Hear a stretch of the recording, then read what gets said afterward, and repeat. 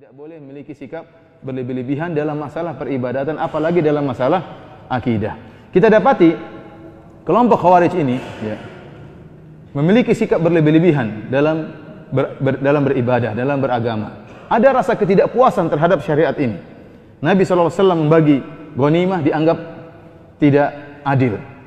Demikian juga berlanjut di zaman Utsman bin Affan radhiyallahu taala anhu. Utsman bin Affan radhiyallahu taala anhu yang Rasulullah SAW begitu memuji Utsman sampai Rasulullah SAW mengatakan, "Ala astahi min rajulin yastahi minhul malaikah." Kenapa aku tidak merasa malu dengan seorang yang malaikat malu kepada dia, yaitu Utsman bin Affan. Tetapi orang-orang Khawarij tidak setuju dengan pemerintahan Utsman. Mereka menganggap Utsman tidak adil. Maka mereka pun memberontak sehingga mereka akhirnya membunuh Utsman bin Affan radhiyallahu taala anhu tatkala beliau sedang dalam rumahnya sambil membaca Al-Qur'an, maka beliau terbunuh sementara darah beliau mengalir di Al-Qur'an yang sedang beliau baca. Padahal siapa lagi yang lebih adil seperti Utsman bin Affan? Siapa lagi yang lebih soleh dan bertakwa seperti Utsman bin Affan? Tetapi orang-orang Khawarij tidak pernah puas. Dia menganggap para sahabat tidak adil. Dia menganggap para sahabat harus sempurna, sehingga mereka pun memberontak terhadap Utsman dan membunuh Utsman. Demikian juga di zaman Ali bin Abi Thalib. Di zaman Ali bin Abi Thalib mereka pun protes kepada Ali bin Abi Thalib. Mereka mengkafirkan Ali bin Abi Thalib gara-gara Ali bin Abi Thalib hanya mengirim surat kepada Muawiyah. Gara-gara mengirim surat kepada Muawiyah, Ali bin Abi Thalib dikafirkan. Gara-gara Ali dan Muawiyah mengadakan perjanjian di antara dua kelompok ini, kelompok Ali dan kelompok Muawiyah, maka orang-orang Khawarij pun mengkafirkan Ali bin Abi Thalib radhiyallahu taala anhu. Oleh karenanya Khawarij muncul secara kelompok itu di zaman Ali bin Abi Thalib. Muncul secara kelompok besar, muncul di zaman Ali bin Abi Thalib, membangkang dari pemerintahan Ali bin Abi Thalib. Yang sebelumnya mereka bersama Ali bin Abi Thalib, namun tatkala mereka mendapati sikap-sikap Ali yang menurut mereka tidak benar, mereka langsung mengkafirkan Ali bin Abi Thalib dan memberontak dan berusaha untuk membunuh Ali bin Abi Thalib. Keluarlah 6.000 dari pasukan Ali bin Abi Thalib membelot dan ingin menyerang Ali bin Abi Thalib. Mereka adalah orang-orang Khawarij, 6.000 orang. Tatkala itu Ibnu Abbas radhiyallahu ta'ala anhuma datang kepada Ali bin Abi Thalib.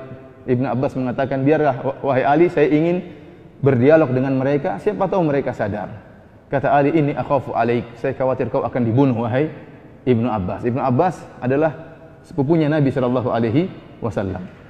Maka Ibnu Abbas radhiyallahu ta'ala anhuma mendatangi 6.000 orang-orang Khawarij, dan dia memakai pakaian yang sangat indah tatkala itu untuk bertemu dengan orang-orang Khawarij.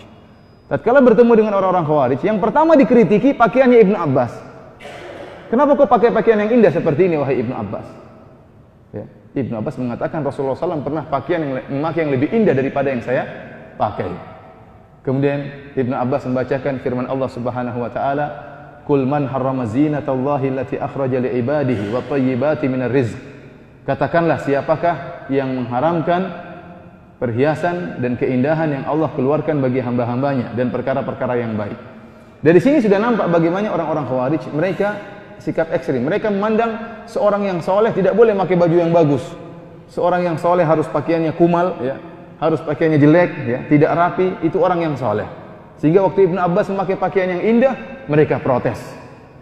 Padahal diperbolehkan dalam syariat Islam. Terjadi dialog antara Ibnu Abbas dengan mereka, sehingga akhirnya 2.000 sadar dan bergabung dengan Ali bin Abi Thalib, tinggal 4.000. Maka kemudian terjadilah peperangan yang dahsyat antara pasukan Ali dengan pasukan Khawarij, sehingga akhirnya terbunuhlah sebagian besar mereka, dan sebagian kecil mereka kemudian kabur lari, kemudian melanjutkan pemikiran Khawarij mereka.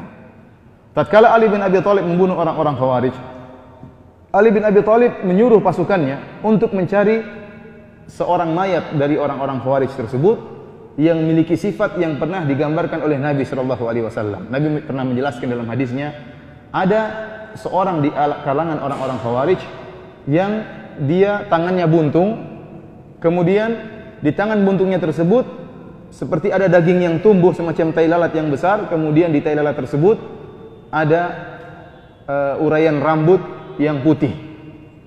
Setelah Ali membunuh orang-orang Khawarij, kata Ali, "Carilah orang tersebut. Saya mendengar Nabi mengatakan bahwasanya di antara mereka ada orang seperti ini." Maka pasukan Ali bin Abi Thalib pun mencari orang tersebut di antara mayat-mayat orang Khawarij. Setelah mereka cari, tidak ditemukan. Maka Ali menyuruh mereka untuk mencari lagi. Rasulullah SAW menyatakan ada sifat seperti itu. Mereka mencari nggak menemukan. Akhirnya Ali bin Abi Thalib yang cari sendiri. Maka dia melihat ada tumpukan-tumpukan mayat, kemudian dia pindahkan mayat-mayat yang menumpuk tersebut. Ternyata di bawahnya ada mayat sebagaimana sifat yang disebutkan oleh Nabi SAW, yaitu ada seorang yang tangannya buntung, kemudian di ujung tangan buntungnya tersebut ada semacam tai lalat besar, kemudian ada rambut-rambut putih yang terurai dari tai lalat tersebut. Maka Ali bin Abi Thalib pun sujud bersyukur kepada Allah Subhanahu wa taala karena dia telah membunuh orang-orang Khawarij yang diperintahkan oleh Nabi sallallahu alaihi wasallam untuk membunuh mereka.